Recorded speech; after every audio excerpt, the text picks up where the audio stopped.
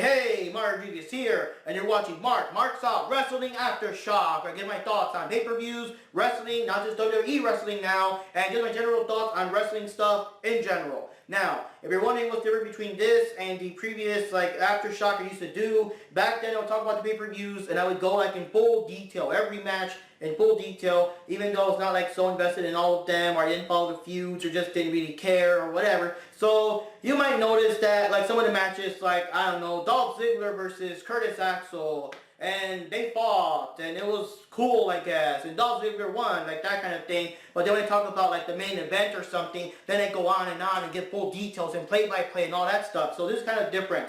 And this one, I'm talking mostly about Money in the Bank 2018, but also general thoughts about wrestling here and there, and the matches that stood out the most for me. So I won't be really talking about all the matches, just the ones that really stood out the most for me, my thoughts, my opinions. You guys just agree, disagree, whatever. I'm marking out because yes, it is still real to me. So let's see here. Oh my God, Money in the Bank 2018. What can I say about Money in the Bank 2018? It was a pay-per-view that was almost the most predictable of pay-per-views. And one of the things I hate the most about wrestling, and WWE especially, is I hate that there's matches where you have all these guys, but just because this person's in there, you already know that person's going to win because storyline purposes or whatever. And it's why even bother having everyone else fight and do their thing? And yeah, Money in the Bank suffered a lot of that. And there was one surprise that would have been a surprise if it wasn't ruined. I don't know if they got to do a better job hiding their secrets or stop leaking or stop the online shit, but you know. So anyways, what can I say? First of all, I was kind of surprised that they didn't have the Money in the Bank matches right off the bat.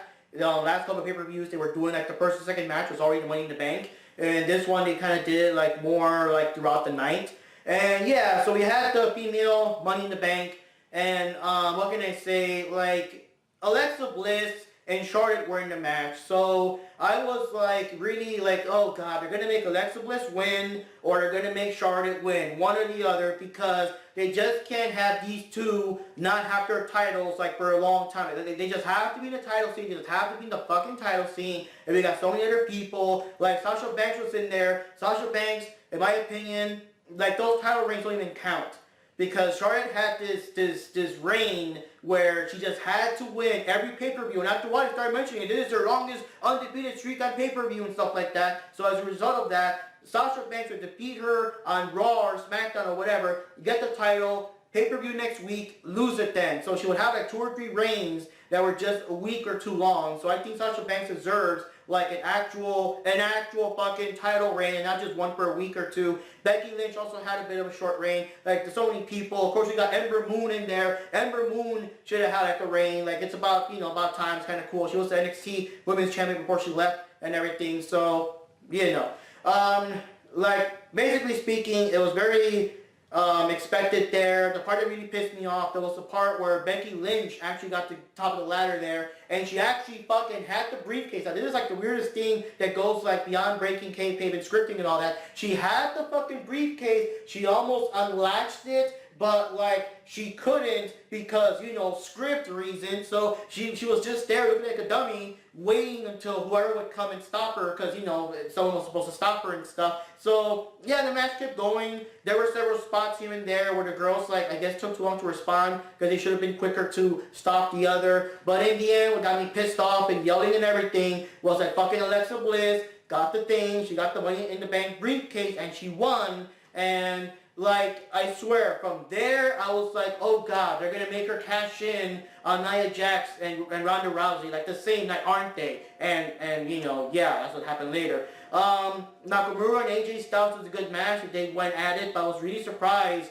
that Nakamura lost again because they have a good feud. They have this new heel Nakamura character, but it's not a big deal. He keeps losing and losing and losing and losing. And it was a badass, last man standing match. It was kind of slow at the beginning, but it got kind of intense when he started grabbing AJ Styles and beating him up all outside the area and on top of the screens and stuff. And they're taking him out of the general ring to beat him up outside and take him back in there. So it's kind of intense, but in the end, AJ Styles still won. He actually grabbed him, did a Styles Clash on the fucking steel steps. That was pretty cool. but I was like, wow, really, you're gonna make AJ Styles win again, like after like 2 or 3 matches they've already had. It's just kind of weird. Like, in my opinion, it would have been kind of cool and a big surprise if Nakamura actually did win and actually did win and kept the title, you know, or won the title. Because, yeah, Nakamura's pretty cool. It's pretty awesome. He's got his style and everything, but it's not a big deal if he's just going to lose and lose and lose. So,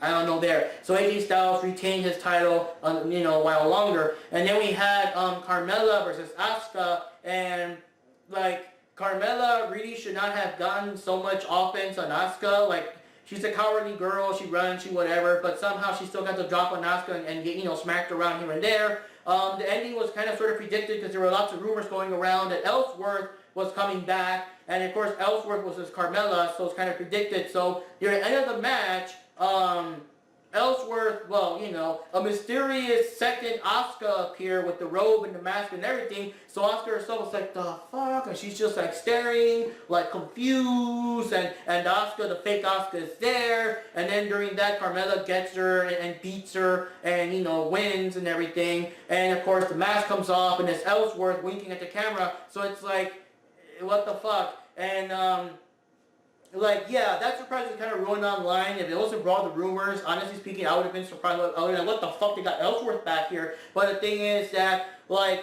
it's like a very embarrassing win for Asuka. Like I always hate that too when some mysterious whatever shows up and the wrestler's always like so stunned, so whatever, and the next guy grabs them and takes them and whatever. And Asuka should have, like, I don't know, should have reversed whatever the fuck Carmella tried to do, like a super kick or something, and beat her anyways despite the distraction, and then fucking go attack Ellsworth. But I do understand in this case that, or at least I hope so, they're going to build up a rivalry here with Carmella and Asuka, so hopefully Asuka can finally get her and, you know, finally defeat her once and for all, you know? So, then we had Jinder Mahal and Roman Reigns. I'm not really doing this in order, so I don't know if I'm right or wrong here, but, Jinder Mahal and Roman Reigns, like, oh my god, like, honestly speaking, the only reason I wanted to watch this match was just to see if people were actually going to cheer for Jinder and hate Roman Reigns anyways, you know, because the thing is, they're trying so hard to put Roman Reigns over that it's like, let's put this guy against someone that everyone hates even more than Roman Reigns,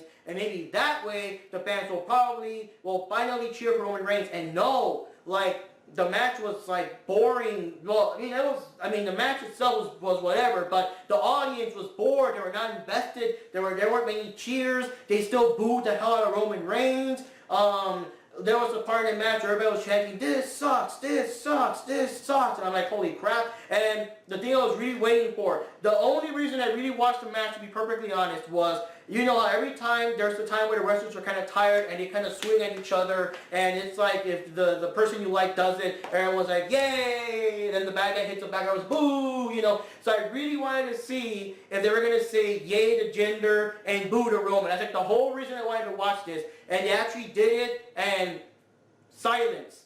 Silence. No reaction whatsoever. The crowd was not playing along. Either that or they muted it. Maybe they were booing for both and they muted it or something, because WWE likes to mute it. If you guys ever notice, every time you hear the Roman Reigns theme song, the volume goes down because everyone is like booing the whole fucking house down. So they always gotta lower it down because you're supposed to think that everyone's cheering for him and stuff. But no, at least from what I could see, assuming that they didn't tamper with the sound, the audience just didn't care that between them slugging each other out. And in the end, Roman did this ooh thing. Everyone was like boo, boo, boo, boo, boo, boo, boo, boo. They were just booing the fucking house down. And then, like, no matter what they do, even when they try to bring him with the Shield, like, no matter what they do, like, they just don't like Roman Reigns. Like, I don't know why. I know that they're trying to push him. They're trying to push him to be the face, and people just keep, like, denying it. But, oh, God, they just don't want Roman Reigns unless he turns heel, I guess. But then people are stupid because he's the heel. You're supposed to hate him,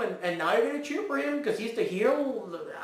It doesn't make sense sometimes how wrestling works. Like, sometimes it's like, just turn him heel, just turn him heel. But then, you know, it's like the WWE management gets confused themselves. A lot of the times when a heel gets cheered, they turn them face, not understanding that it's like, we don't want them to turn face. We just like them as a heel. We're cheering, but keep them as a heel. So Vince McMahon would be fucking confused if they turn Roman Reigns heel and everyone cheers, and he'll be like, he'll probably, I don't know, aneurysm or something. But anyways, wow, they were not invested. Roman Reigns won, and no one cared. More boos all over the house, just boo, boo, boo. And Money in the Bank, the male Money in the Bank, like, I already knew Braun Strowman was gonna win. The moment they announced Braun Strowman, and the moment that what's his name, Kevin Owens made such a big deal of trying to take out Owens, like, I already knew he was gonna win, and Strowman, I mean, and yeah, there were lots of moments there, lots of moments here and there with the wrestlers. He did try to take out Strowman several times. He would just keep coming back eventually and stuff. And the part that got me kind of disappointed too was there was a part where Strowman and them were climbing on the ladder, and Kofi actually was like jumped on him and was riding him up the ladder, and it's kind of like he could have reached it, he could have gotten the Money in the Bank briefcase, and for me I was saying that would have been a clever thing, that would have been like a super like surprising thing, like I don't know if they've ever done that before in the past, where someone like jumped up on someone else's shoulders and got the thing, like that would have been an inventive thing, and Kofi's of course known for all his like acrobatic stuff and all his inventive ways of not getting thrown out of the Royal Rumble and stuff like that. So that would have been a very clever thing for him to win, and I remember the New Day with the Money in the Bank briefcase and stuff. But no, of course, Braun Strowman won. Braun Strowman is the new, monster in the bank, and of course he has to challenge now, because they kind of specified in this pay-per-view that if a Raw guy wins, he can only challenge the Raw. The Raw champion. If a SmackDown person wins, he can only like challenge the SmackDown champion. So now Braun Strowman is going to just wait, I guess, until whenever Brock Lesnar like shows up, whenever, because of course Brock Lesnar barely ever appears, and that's in my opinion. I think he only appears whenever there's like the main pay-per-views, WrestleMania, SummerSlam, Royal Rumble, and Survivor Series. The main pay-per-views are the only time he appears, unless he has like a random feud with like Goldberg or Undertaker. Then he might occasionally appear on Raw here and there to cut a promo. But like Brock Lesnar, like rarely defends his title and stuff. People are making jokes that, oh wow, so Braun Strowman is Mr. Money in the Bank. He can cash in on someone that's like not even there or whatever. So So then we had. And I think the Money in the Bank was the main one, but in my opinion, they should have kind of did a switch. They might have gone away with having Nia Jax and Ronda Rousey be like the main event, because finally a female main event, that would have been kind of cool. And so Nia Jax did show off her strength and stuff. She was basically the big girl with her strength and, way more powerful than Ronda Rousey. And Rousey did a couple of cool moves. She did some good wrestling there. She took some good bumps there. She was basically like the UFC fighter is not used to WWE, and she's trying to get used to wrestling, but she's also facing this giant woman that's way stronger than her and does all the power moves. So they kind of played that story well. But of course, as you would expect, and I was expecting that because Nia Jax has personal beef with Alexa Bliss. So now Alexa Bliss comes in and beats the crap out of Ronda Rousey, beats the crap out of Nia Jax, and she won the title. She's not a champion again because, of course, Alexa Bliss cannot be champion for less than 5 minutes. Like for some reason, I don't know. I was hoping Nia Jax would have had a longer reign.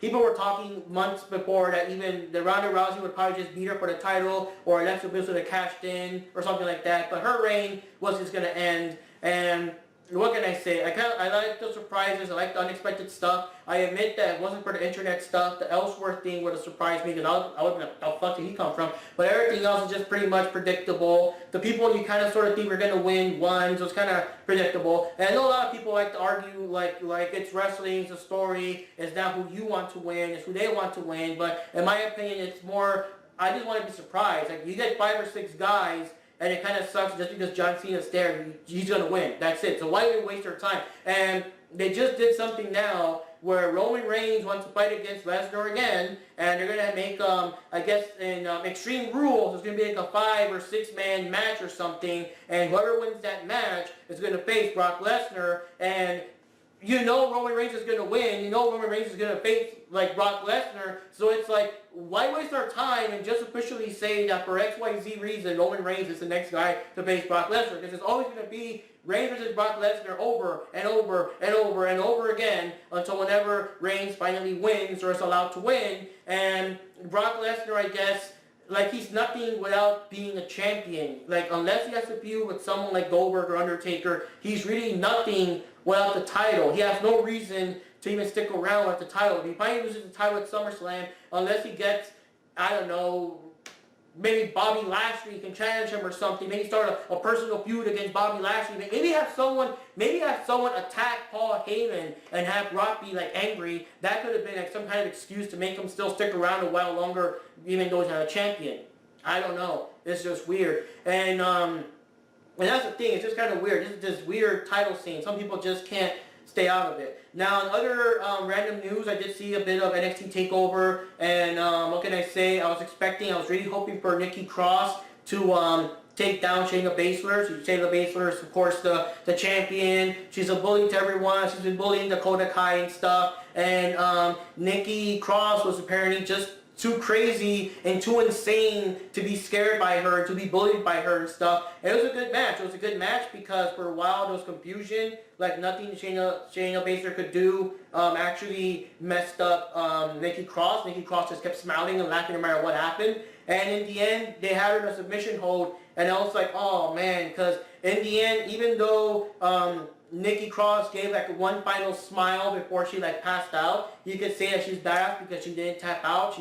She chose to fight until she passed out. But I really wish she would have taken the title and defeated Shayna Baszler. But I hope that it builds up like another feud or another rivalry, or maybe even Dakota Kai. And Dakota Kai is being picked on. Maybe she'll like find her backbone and surprise us and attack Shayna Baszler. But it's kind of cool. I did like Lars versus Aleister Black. Aleister Black's pretty awesome. Lars is, people say he's still kind of green, but he still plays the role of the big monster. And the thing is, Braun Strowman is someone that, like he's a monster in WWE, but then he has all these moments off camera and on Instagram, whatever. He's just a big friendly guy. He's a big teddy bear. And I'm surprised that they didn't ruin that. They still kept him, I guess he's still a heel, I guess. I don't know, but he has a friendship with Alexa Bliss, and he's friends with Finn Balor now. Finn Balor just can't stop smiling all the time all of a sudden. And it's like, I don't know how they do it. They have this goody-goody image about him while still being a monster in the ring. But Lars, as far as I know, has no goody-goody whatever. Like, Lars looks like the fucking rated R version of Braun Strowman. Like yeah, like, get these hands, but Lars is going to give you these fists. You know, he's going to fucking mess you up. So it's a pretty good match.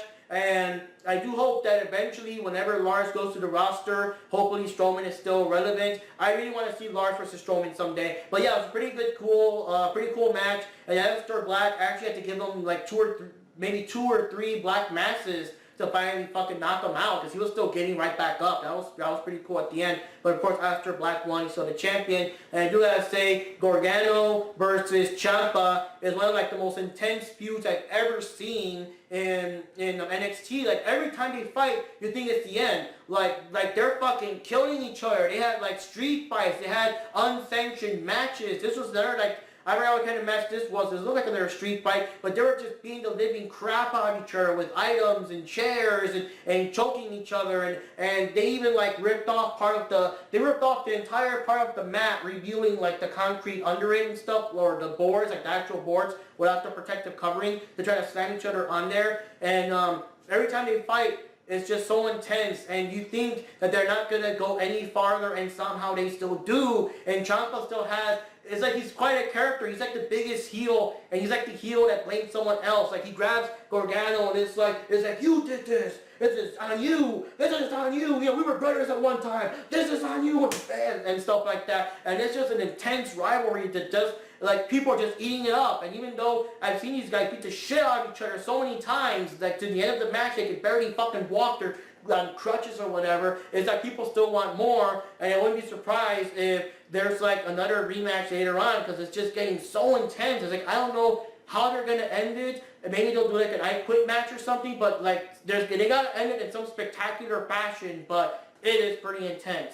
And this is the last thing I do want to mention, that Bis Cass was fired. Bis Cass was released, and it's interesting because Bis Cass actually Money in the Bank, that's just like a couple of days ago, just this past Sunday, had a match against Daniel Bryan, and of course Daniel Bryan defeated him. It was kind of like a thing to kind of show how Daniel Bryan's kind of getting back into wrestling. People got so pissed off when Bis Cass defeated the first time, that it was kind of like to make a point that Daniel Bryan's been out the wrestling ring for a good while, give him time to kind of, get the ring rust out, recover, that kind of thing. And this match was the match where Bryan got to defeat him and everything. And yeah, he got fired. He got fired like 2 days later. He got fired like on Tuesday or something, Monday or Tuesday. And it was, they don't want to give the reason or whatever, but it was like in bad blood. I guess he was trying to bother or push Carmella around because they did date in real life.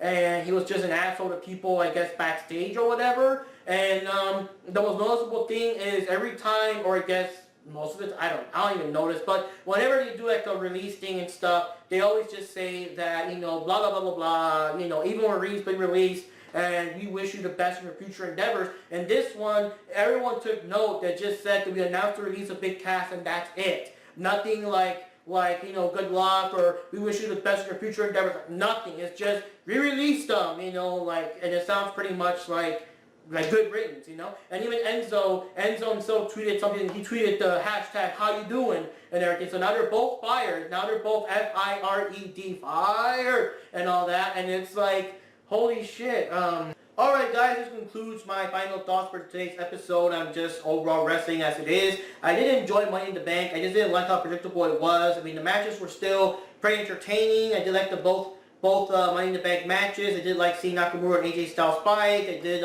enjoy Jinder Mahal versus Roman Reigns, I guess for the wrong reasons. I was most entertained by the audience's lack of support or lack of caring and whatever. And yeah, the matches were pretty good. I did like Ronda Rousey versus Nia Jax. They had a good match there, before Alexa Bliss would come in and stuff like that. So it was a pretty good pay-per-view overall. The Bludgeon Brothers had a kickoff match to sort of champions, but I do want to see the Bludgeon Brothers go against someone like the leader of worlds, go against Bray Wyatt and Matt Hardy, or go against the Bar, go against more bigger people. I just really don't care about Gallows, Mark Gallows, and whatever, the club guys, because they can't see Bullet Club, right? But speaking of the Bullet Club though, I finally got the channel here. I got a little change with my cable package and stuff. I got a channel that includes Ring of Honor. I think in my area it should be about 1 or so in the morning, so I do intend to watch Ring of Honor for the first time ever. You've seen me with the shirts, you've seen me with the beanies and stuff, and yeah, I know about Cody Rhodes, I know about Kenny Omega and the Young Bucks, and of course Emma is now there as Tennille Dashwood and everything, so I do want to watch them finally to get my thoughts on an actual Ring of Honor match. So I hope it's a pretty cool episode. I can't wait to watch it. And yeah, expect a review on my first Ring of Honor episode. Yes, my first Ring of Honor episode ever seen. This, I guess, later tomorrow morning or tomorrow afternoon or whatever. But yes, I will be covering it and giving my thoughts on the overall presentation because I can't wait to finally see what all the fuss is about. So anyways, guys, that wraps up this episode of Mark's Out Wrestling Aftershock Reviews, where it's still real to me. See you next time.